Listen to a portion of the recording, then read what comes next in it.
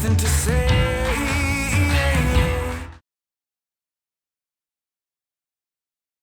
Hey, hey, hey! I'm so grateful you're here and truly appreciate the gift of your time. I'm Jolene Staker, like a stake in the ground, not the one you eat. And yes, I know there's a song with my name in it. I'm so excited to share this chapter of Project 55 with you. The full story behind Project 55 is in my launch video, which I'll link below.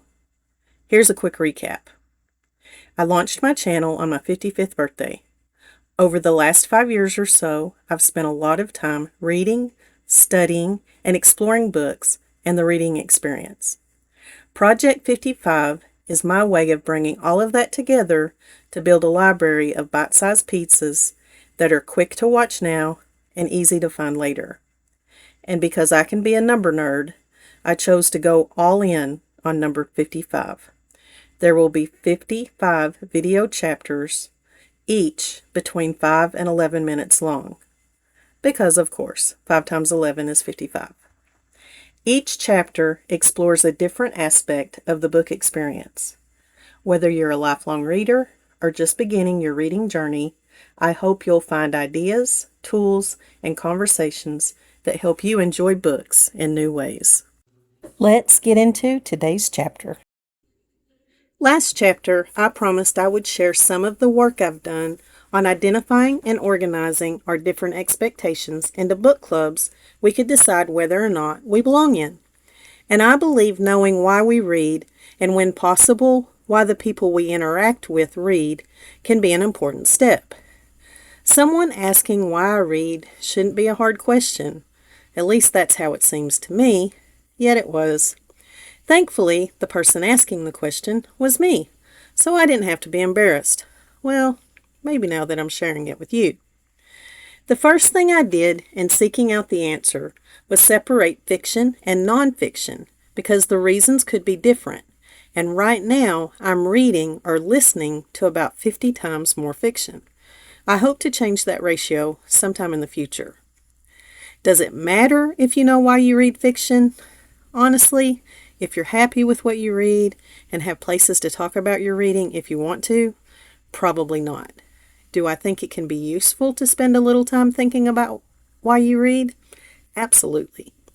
However, if you are running into any bumps with your reading or interacting with other readers, I think understanding why you read is a foundational step in working through them. I don't know if it's my age, the family I belong to, or some other factor I'm missing. But I never thought a whole lot about what I liked until I was in my 30s. Then a life coach gave me an exercise that got me thinking about it, and it's something I still remember to come back to sometimes. I think not thinking too much about what I like has probably helped me be fairly content. Out of what's been available to me, I've usually been able to find something that satisfies me, whether it's food, work, or how I spend my leisure time. And reading has been available to me for as long as I can remember. While I'm guessing I did not enter this world knowing how to read, I don't remember a time when I couldn't read, and read well. And I have always been willing to read whatever I could get my hands on. Those book fairs that sent catalogs home ahead of time, I would end up circling just about every book as one I wanted. And no, I didn't get to buy all of them. I can't even remember if I got to buy any of them.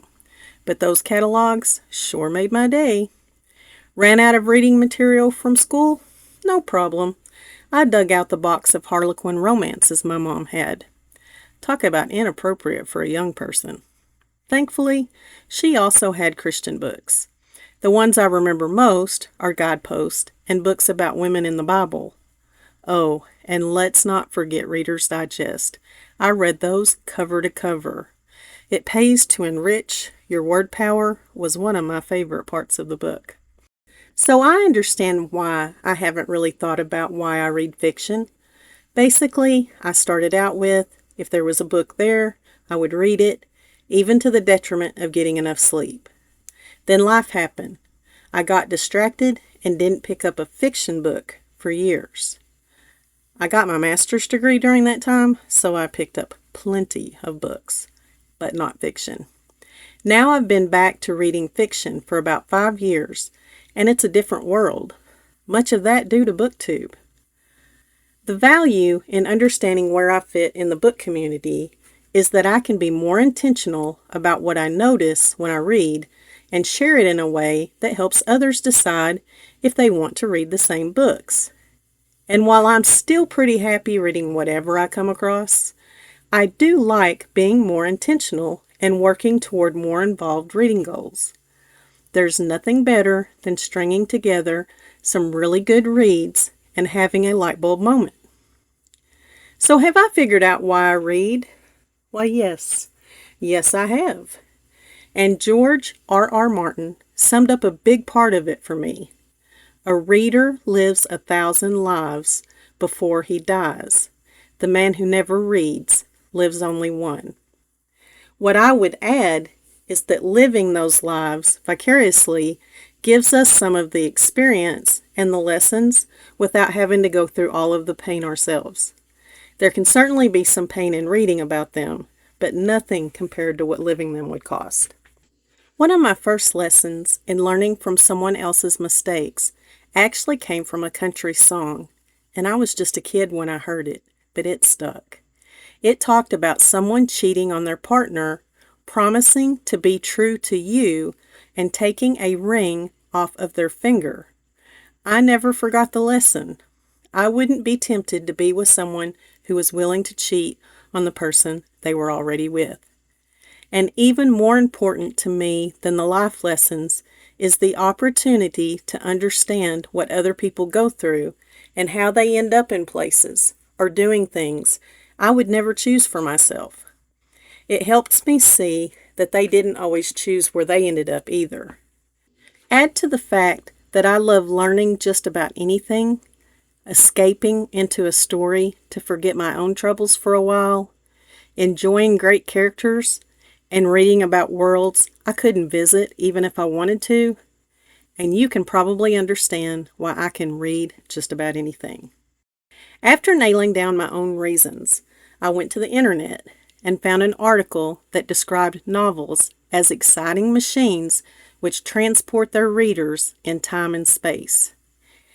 Any sources that I mention like this, the links will be in the description, which makes me feel pretty validated in calling books my personal time machines. The website Open Learn offers free courses and tons of material about reading and literature if you're interested. And then, ladies and gentlemen, just for you, I went somewhere I had never been before. Reddit.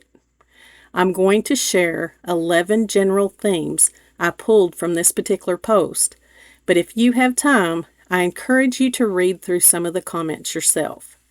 This video would get way too long if I shared all my favorites, but reading how people talked about their reading was priceless.